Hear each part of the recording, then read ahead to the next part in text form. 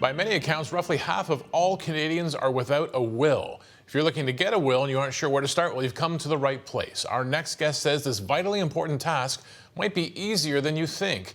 Joining us now is Monique Gibier, tax and estate planner with TD Wealth, to discuss how to get started. Thanks so much for joining us on this important topic, Monique. Thanks. Before we get into the nitty-gritty of how to get a will, who to talk to, let's talk about who needs a will. Yes, every adult needs a will, no matter how much money they do or don't have, and they shouldn't wait for a milestone to get it. So what a will does is it appoints someone to handle your affairs after your death. If you've got young children, it appoints a guardian for them. It says who's going to inherit and how that's all going to work.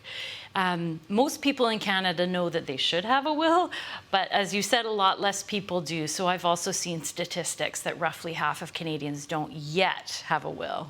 So we know that we should have a will, and for the half of us who do not, what are the barriers? What's stopping them? Yeah, well, if you think about the journey that a person goes to make a will, they're actually, and they start to think about it, it can seem like there's a lot of steps along the way. You know, you need to decide that you need one. There's a lot of decisions to make along the way. To make those decisions, you need to learn some information, what the options are along the way. Then you need to figure out which of the different paths you're going to choose. You're going to go the lawyer, the notary route, the online will service route. So it can get pretty daunting for people. And they may think, oh my goodness, I don't know enough, or it's too overwhelming, or I don't know which path I should go, or I can't afford this. And so it's just easy to say, I'm going to leave it for another day. It's important, but it doesn't always feel urgent when we're healthy. Feels like one of those things too. When you said when you're healthy, people don't like to think about when they're not healthy and that they're going to need a will, right? Exactly. It forces us to think about mortality. Things we don't want to think about, yeah. Exactly, but it is important and we need to get this process started. So how do we get the process started? Yeah, well, one really easy way to get the process started is, instead of thinking of it as all these different steps, to instead really break it down to one step. My one step is, I'm going to make an appointment with a lawyer or a notary.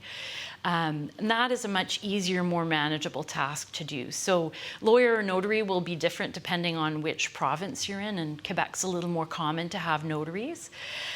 If you have an advisor, your advisor is a great source of referrals, and sometimes people may have friends who have referrals as well. But that's not necessarily the right starting point for everyone. They may not be ready to jump into that office right away. So if they're not, then it's thinking a bit more, what is my barrier? So if my barrier is, I don't know enough yet, you can watch videos like some of the Money Talk videos. So many other Money Talk videos. Yeah. Exactly. Or, read articles, listen to podcasts, anything to just get a bit familiar. And the idea is not to know everything, just to know enough. If the barrier is that a person's feeling overwhelmed, which can also happen, then it's actually really trying to break it down to some of the key decisions. Who's going to take care of things, where, what's going to go to who, that kind of thing. And always to remember, I can change this in the future. Yeah, nothing is final in terms of those decisions. You build up your confidence. You're starting to feel a little bit better now, and you say, okay, I'm ready to make that will. Now there's some paths to follow. What you sort of hinted at them already. What are we thinking about in terms of paths? Exactly. Well, one of the main paths, and the one we often recommend, is the going the professional route. So that's the working with a lawyer or a notary. And the reason that we love that is it's their job to know what we don't know. They guide you through everything.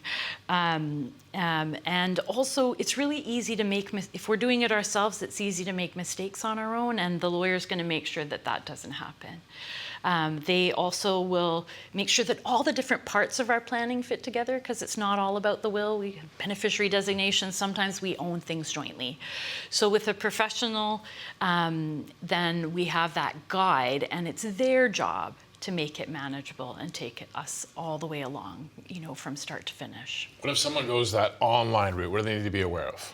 Yeah, well, now you're doing it yourself, right? Yes, yeah. Exactly. Now you're doing it yourself. So, the online will services have come a long way in the last few years. They're affordable, but there are some risks because they don't know what they don't know. So I have actually seen an example where someone wanted to leave half their estate to their spouse and half their estate to their kids.